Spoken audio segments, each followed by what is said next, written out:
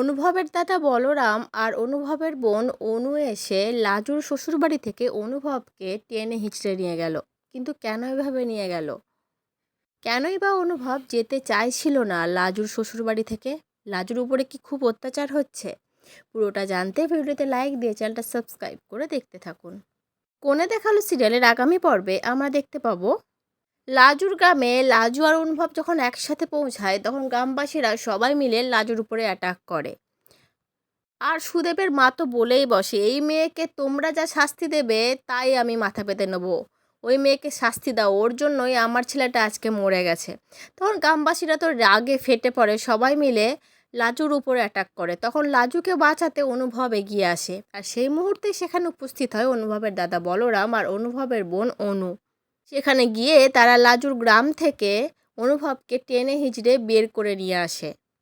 অনুভবকে বলতে থাকে, কৃষ্ণ তুই তাড়াতাড়ি চল এখান থেকে, এখানে একদম থাকা যাবে না, দেখতে পাচ্ছিস গ্রামবাসীরা কতটা রেগে উঠেছে।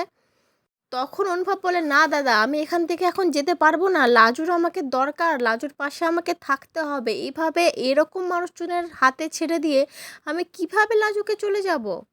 তখন বলরাম অনুভবের বোনকে উদ্দেশ্য করে বলে, অনু টান ওকে, কৃষ্ণকে টান, ওকে তাড়াতাড়ি করে গাড়িতে ওঠা, না হলে খুব বিপদ হয়ে যাবে। তারপরে দুজন মিলে টেনে হিঁচড়ে অনুভবকে গাড়িতে ওঠায়।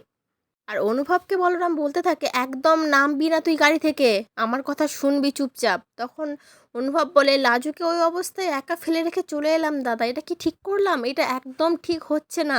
তোরা কেন বুঝতে চাইছিস না ব্যাপারটা? তখন বলরাম বলতে থাকে, যেটা হচ্ছে সেটা ঠিক হচ্ছে, তোর জন্য ভালো হচ্ছে, চুপচাপ সবটা মেনে নে।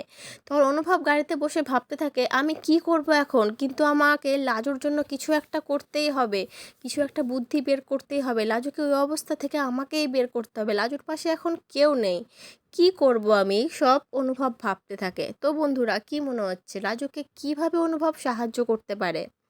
কারণ অনুভবকে লাজুর শ্বশুরবাড়ির লোকেরা দেখলে তো তেলে বেগুনে জ্বলে উঠছে, আর ওকে হয়তো মেরেও ফেলতে পারে। গ্রামবাসীর লোকেরা এতটাই রেগে আছে। তো অনুভব তো নিজে গিয়ে কোনো রকমভাবে হেল্প করতে পারবে না লাজুকে, তাহলে কিভাবে হেল্প করবে লাজুকে? কিভাবে ওই অবস্থা থেকে লাজুকে বার করবে? কি মনে হচ্ছে তোমাদের?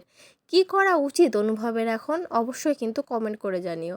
আজকের পর্বটা কেমন লাগলো সেটাও জানিও। পরবর্তী আপডেট নিয়ে তাড়াতাড়ি আসছি, সঙ্গে থেকো, সাথে থেকো, চ্যানেলটা সাবস্ক্রাইব করে দিও।